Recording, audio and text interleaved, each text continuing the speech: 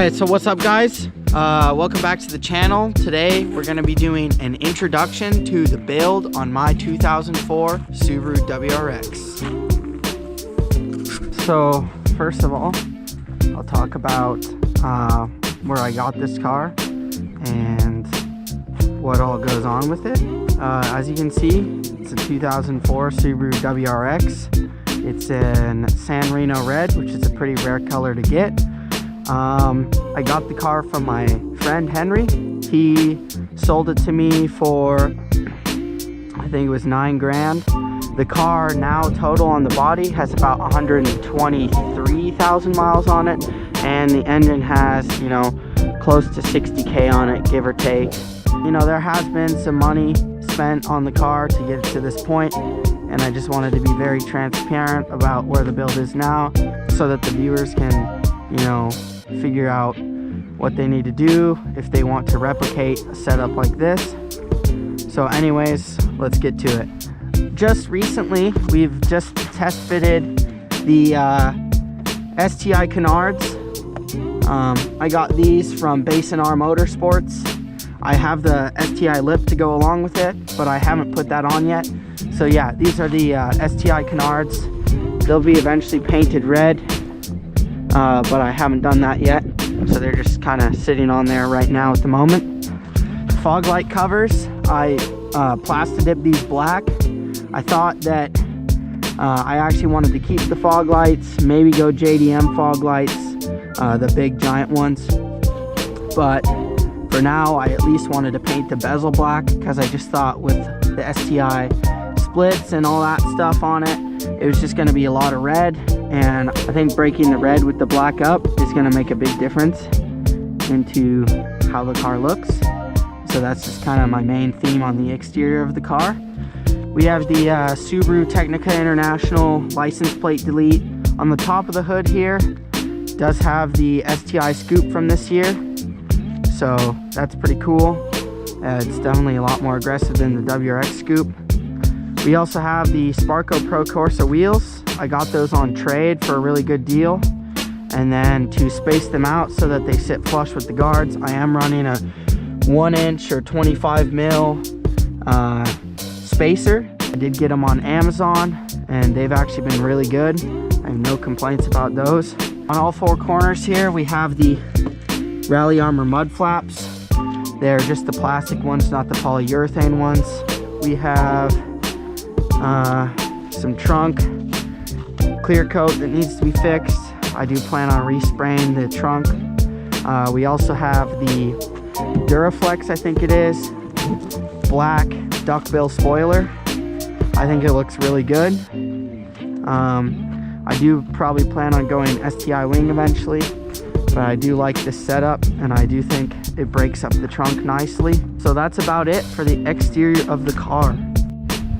Alright, so now we're going to hop into some of the engine bay work that has been done in this car. Nothing too crazy, but a little bit. First things first, I did forget to mention that up here we do have the Hella Supertones horns, and they are mounted on the Perrin horn bracket.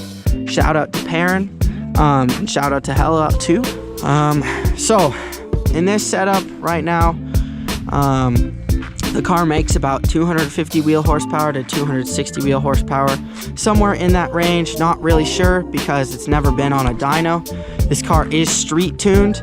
First of all, we got these kind of eBay shrouds here. We have the alternator cover and the radiator shroud. They don't hold their color too well, but they are kind of a nice piece if you do want to mimic the Perrin shrouds for a lot cheaper. I do have Perrin shrouds coming and we'll be putting those on the car soon. We have the SPT cold air intake. It's been a really good cold air intake. SPT is Subaru Performance Tuning if you're wondering or don't know. Over here on the oil cap, we do have the Grimspeed air oil separator. It's been a really good piece for me. It has retained a lot of my oil that normally gets burned in the EJ engines just because of how they are laid out. It's not the best air oil separator out there, but I do think that for the money it's pretty good, considering it's, you know, $100 cheaper than all the other air oil separators. I got mine on Craigslist for 180 bucks, and so I can't really complain with that. It's a pretty good deal. Over here we have the eBay aluminum battery tie down in red. It's just kind of a little added piece. It was $10. The intake manifold has been painted from the stock color, which is just kind of not painted at all. It's a high heat red paint. I was gonna do VHT wrinkle red, but I couldn't get it at the time, and so I just went with this high heat red paint that you can get at pretty much any of the auto stores, and it's been looking really good, and I like it a lot. Up top we have a new kind of eBay silicone hose. As far as the top mount intercooler goes, it has been painted black. Not the best paint job, but it does the job for me. And I just painted it black to kind of match with some of the other stuff in the engine bay. Over in this corner here, we do have the Grimspeed boost control solenoid, the 3-port one, and it's been a really nice addition to the car. In here we have the Perrin turbo heat shield. I think it's a really nice heat shield. I got this as a gift, and it does help keep the heat off of my top mount intercooler. Wrapping it back around to the front, we do have the eBay special radiator. It's not the best, but it does get the job done, and I haven't had any cooling problems with it. Injectors here, we have the 565 STI Pinks. They are an eBay version. They were $45, and they have been working really good. On all 4 corners, we do have the Godspeed Mono SS coilovers. They're really pretty good. They have camber adjustment in the front, not in the rear, but they have the dampening on all 4 corners, and obviously height adjustment, so that's been really great. I think they're a pretty good budget coilover. I think they cost around 700 bucks. I will talk about the exhaust really quick. The exhaust is pretty much unequal length headers, catless up pipe, catless down pipe, and 3-inch straight pipe all the way to the back. So the car is straight piped, and it is very loud, but I do really enjoy the sound of it. I am getting a little tired of it though, because I've been driving it that way for about 6 months now. So I think I'm probably going to change it up when I get the chance to go equal length headers, and then probably external wastegate, and put a muffler on the back so it's not so loud. Now we'll talk a little bit about the interior on the car. Nothing too crazy. As far as the interior, it's very clean. I'd say it's one of the cleaner interiors that you can still find on any of these cars for being 16 years old. So yeah, I'd give the interior about a 9 out of 10. Pretty stock. It does have the Subaru rubber floor mats. It does have the Cartboy short throw shifter and bushings. It helps the shift so much better. The throws are a lot shorter, and it helps the tranny get into gear, especially in those hard to reach gears, which are first in this car and reverse. It does have a custom fabricated floor mat clip, because the floor mat really likes to rip out of the carpet on these cars, and so that's something my friend and I made.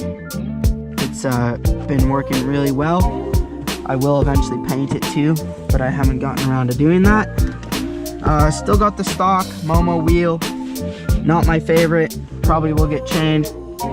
On top of the Cartboy short throw, we do have a Perrin SSK knob. I got this as a gift as well, just from a buddy of mine, and it has been really nice. It's fully adjustable. You can adjust the height on it, and it looks really good and matches the interior really well. We do have a JVC head unit here, doubled in touchscreen. I did get it from the junkyard actually. If you have a local junkyard around you, I highly advise going to look, see if they have any head units, because I got this one for $80 and it's a $200 head unit. This is actually the stock clock pod. We just took the clock out and used the brackets provided with the gauges that I have, which are glow shift gauges, and we just cut some slits in this pod and then put the brackets through so they sit nice and flush up here. And we have boost, oil pressure, and wideband air feel. So that's what all these are right here. We have some little trees here, American flag, black ice, keeping it classy. And other than that, it's just a really clean interior. Alright guys, so that's going to wrap up the video today on the 2004 WRX project car. I do plan to do more things to this car and have goals for it. And I do plan on documenting those videos onto the channel so you guys can watch the progress and use it as a tool to see what parts you may want on your car, or just follow the build in general. And so yeah, I'm just gonna wrap it up here. Have a good rest of your day. Peace out.